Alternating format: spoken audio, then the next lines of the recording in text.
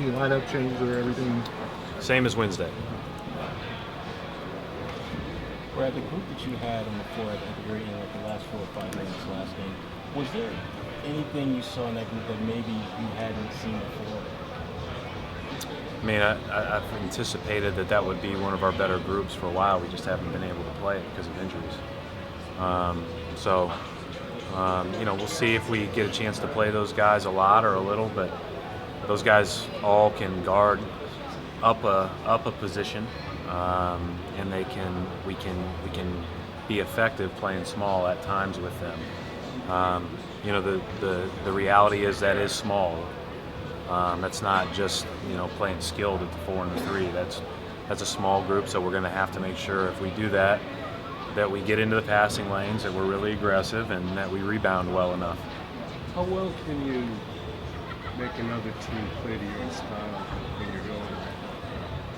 Well, I mean, I don't know that we made them play to our style. I mean, they had C.J. Miles at the 4, so as much as anything, we were both matched up with each other.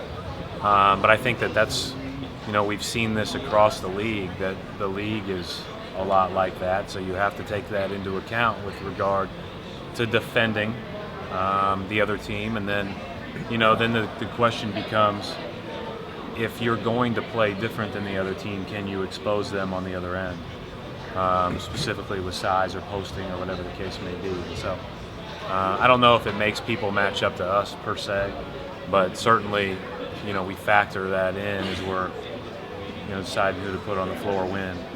But it's, we just haven't had a chance to play that group very much. So I'm hopeful that we'll get a run of opportunities to do that. Coach, with Bledsoe out, how does that change the way you approach that? Well, I mean, he's been out long enough that you have a good amount of film, obviously, on how they're playing.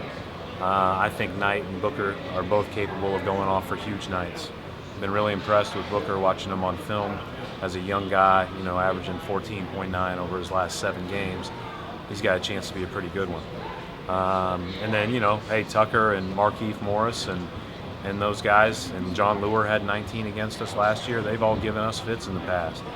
Teletovich, so what they're doing with their second group provides some real challenges, playing Teletovich and Markieff at the 4 and the 5, because that's awfully skilled.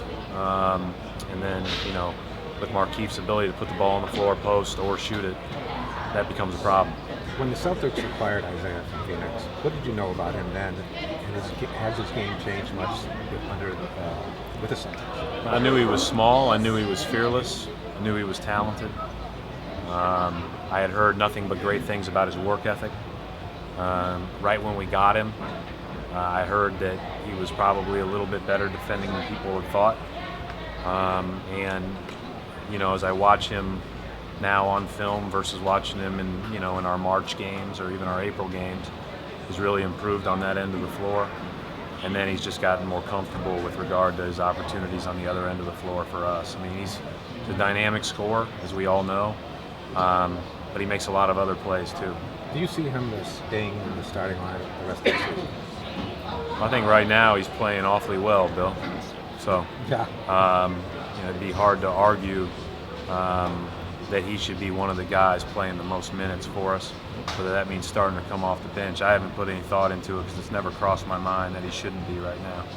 Right, with the deadline that brought Isaiah here, what do you remember about all the craziness where 12 point guards got dealt with in an hour up until the final buzzer? Oh, listen, I don't remember it great because I was preparing for the next game, and I was actually getting ready for a team meeting right at the deadline, and then we were all going to go and practice because we were in Sacramento at the time, and I got a call from Danny probably 10 minutes before the deadline and said, it doesn't look like we're going to do anything. And I got a call 8 minutes later that said, we talked about this real briefly, but what do you think?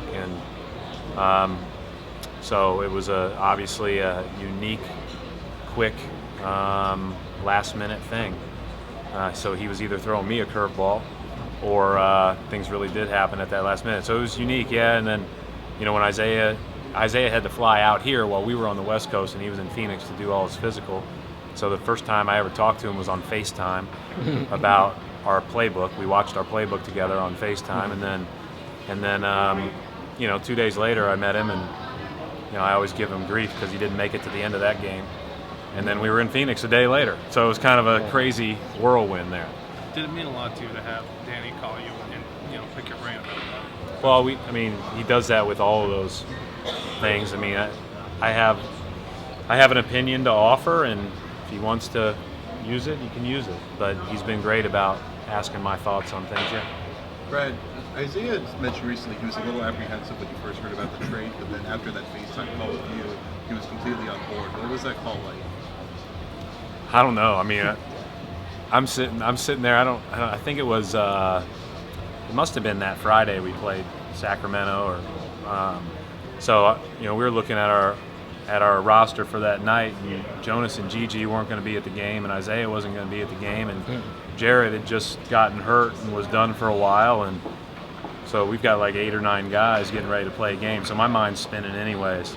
But I just felt like the more that we could communicate sooner than later, the better, and just get him into our playbook ASAP. And we didn't run a ton of stuff early on, and we really kind of inched into that as the season progressed.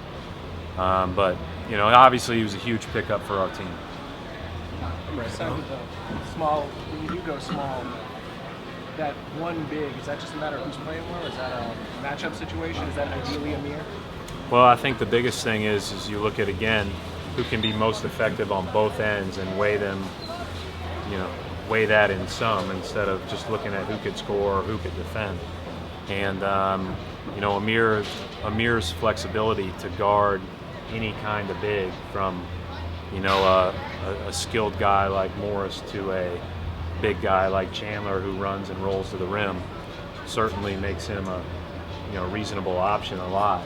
But those other guys, maybe somebody's got it going, or maybe somebody's got a good matchup, whatever the case may be. You just kind of make that call as you see it game to game. Does it seem to you like Amir is moving or just doing things? I think Amir's played well, really for the last couple weeks. I think he's been pretty consistent. Right.